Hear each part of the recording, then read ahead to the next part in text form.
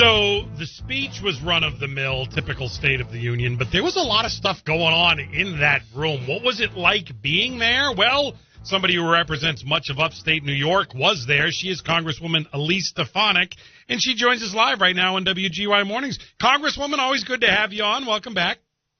Good morning. Happy to be with you, Doug. I know you were there because at one point, about 40 minutes in, there was a cutaway to you, and they hung on you for about 5 seconds. And you look like there were a lot of other places you would have rather have been at that point.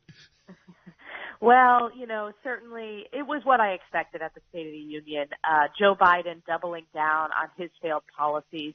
He was also taking a lot of credit for programs and results that President Trump delivered.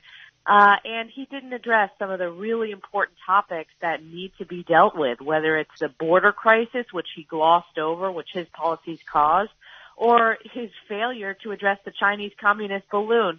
So, I've sat in a number of these speeches at this point, Barack Obama, Donald Trump, Joe Biden. Joe Biden just doesn't command the room, and there was great frustration among a lot of the attendees just of his, weak performance, not only as president, but also delivering the State of the Union speech. So I thought there was a lot of lip service, and I don't mean between Dr. Jill Biden and the second gentleman, because they did kiss on the lips for some unknown reason. If you haven't seen that yet, trust me, you'll be hearing about it. How weird is that? Would your husband ever greet a coworker's spouse by kissing him on the lips?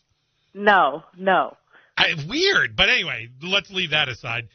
Biden said a lot of stuff. For example, Congresswoman, he would like you and him to sit down and work together on immigration. He has no ideas, though, and he's been there for a couple of years now. In fact, his vice president was supposed to be in charge of that. But get out of the way and fix immigration. It's just words. He's just talking at that point.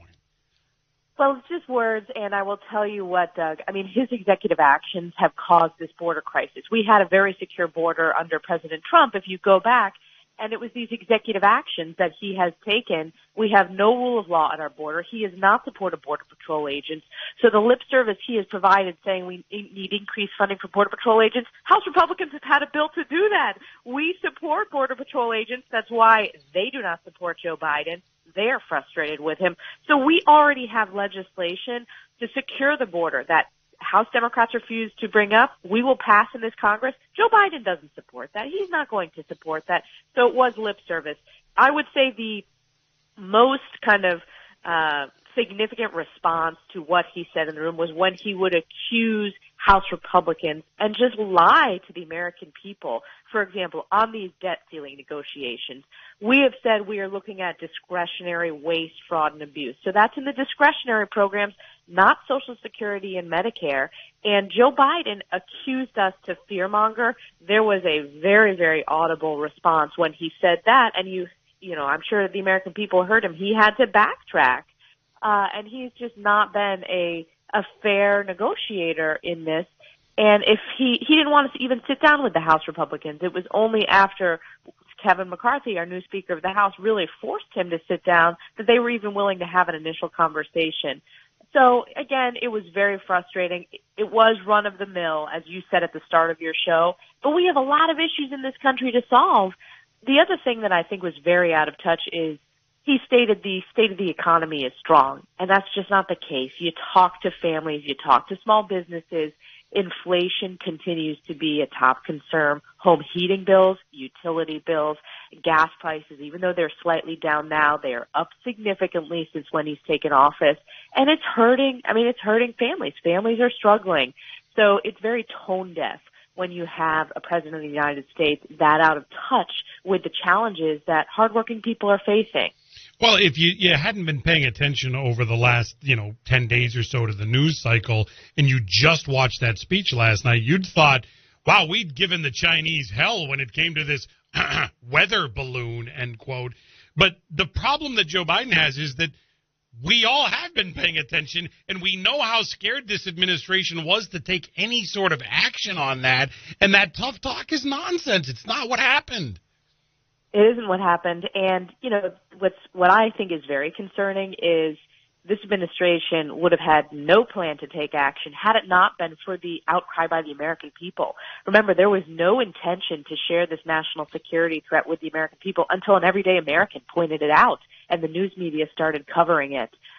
Joe Biden abysmally mishandled addressing this, and we need to show strength when it comes to our greatest foreign adversary in the 21st century, and we are not showing that under Joe Biden with this foreign policy.